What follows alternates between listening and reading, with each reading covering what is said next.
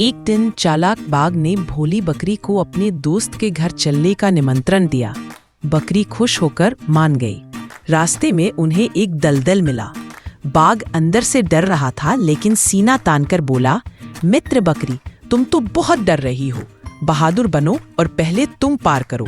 बकरी ने हिम्मत दिखाई, पर जैसे ही कदम रखा वह कीचड़ में धंस गई और बड़ी मुश्किल से बाहर निकली। बाघ हंसते हुए सूखी जमीन से निकल गया। आगे उन्हें केले के पेड़ दिखे। बाघ बोला, मित्र बकरी, ऊपर चढ़कर केले तोड़ो। पके हुए मुझे देना और कच्चे तुम रख लो। बकरी ने वैसे ही किया।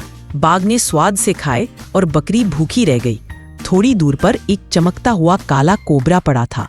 बाघ बोला, मित्र बकरी, यह तो तुम्हारी बेटी के लिए सुंदर हार बनेगा, उठाओ इसे। बकरी डरते डरते पास गई। तभी बाघ हंसकर बोला, सावधान, यह तुम्हें मार भी सकता है। रात तक वे बाघ के दोस्त एक किसान के घर पहुंचे। किसान ने उन्हें प्यार से जगह दी और झूले पर सुला दिया। आधी रात को बाघ चुपके से उठा। चांदनी में उसने सबसे मोटे मेमने को मारकर मजे से खा लिया। वह वापस आया और सोती हुई बकरी की सफेद फर पर मेमने का खून पोत दिया। फिर अपनी झूले में जाकर सोने का नाटक किया। सुबह किसान ने मेमना गायब पाया। वह गुस्से में दौड़ा आया और चिल्लाया, मेरे मेमने को किसने मारा? बाघ ने मासूमियत से कहा, क्या तुम्हें मेरे ऊपर खून दिख रहा है? किसान ने बकरी को देखा।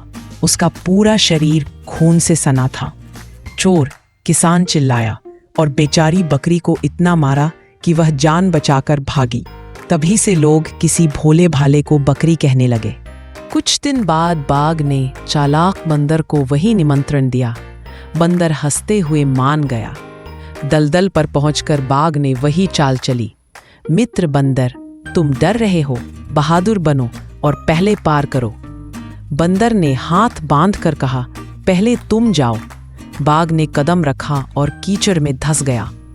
बंदर हंसते हुए सूखी जमीन से निकल गया। केले के पेड़ पर बाघ बोला, पके केले मुझे देना। बंदर ऊपर चढ़ा, सारे पके केले खुद खा गया और कच्चे नीचे फेंक दिए। बाघ गुस्से से देखता रह गया। आगे कोबरा मिला। बाघ बोला, मित्र बंदर, यह हार तुम्हारी बेटी के लिए है, उठाओ इसे। बंदर ने हंसकर कहा, तुम्हें चाहिए तो खुद उठाओ। रात को झूले में बंदर ने एक आंख खुली रखी। उसने देखा, बाघ चुपके से मेमना मारकर लौटा और खून उस पर पोतने आया। बंदर ने तुरंत उसका हाथ धकेला और सारा खून बाघ पर गिरा दिया। सुबह किसान ने बाघ को खून से लथपथ देखा और चिल्लाया, तू ही चोर है। उसने बाघ की खूब पिटाई की। बाघ रेंगते हुए घर भागा और कभी चालाक बंदर को हल्के में नहीं लिया। इस कहानी से हमें यह सीख मिलती है कि बुद्धिमानी और चतुराई से सोचना आपको धोखे से बचा सकता है, जबकि अंधा विश्वास आपको मुसीबत में डाल सकता है।